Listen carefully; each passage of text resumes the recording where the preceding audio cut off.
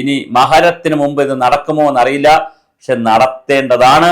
അവിടെ പ്രായച്ചിത്തം ചെയ്തല്ലാതെ ശബരിമലയുടെ കാര്യത്തിൽ 1 മില്ലിമീറ്റർ പോലും ഭക്തർ അവിടെ പോകുന്നതിൽ കഥയില്ല എന്നാണ് വളരെ ഇതുമായി ബന്ധപ്പെട്ട് ദൈവവുമായിട്ടൊക്കെ പൂജയും പ്രതിഷ്ഠയും ഒക്കെ നടത്തുന്ന വ്യക്തികൾ എന്നോട് പറഞ്ഞിരിക്കുന്നത്. അതാണ് ഞാൻ ഷെയർ ചെയ്യുന്നത്.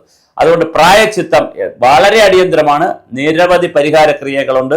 ആ പരിഹാരക്രിയകൾ അത് വാസു അവിടെ ചെയ്യേണ്ടതുണ്ട്, അല്ലെങ്കിൽ വാസുവിന് വേണ്ടി ആരെങ്കിലും ചെയ്യേണ്ടതുണ്ട്, പത്മകുമാർ ചെയ്യേണ്ടതുണ്ട്. ഈ പിടിച്ചിട്ടുള്ള ഉണ്ണികൃഷ്ണൻ പോറ്റിയൊക്കെ നിർബന്ധമായി ചെയ്യണം. കാര്യം പോറ്റി അവിടുത്തെ പരികർമ്മിയായി നിന്ന ആളാണ്.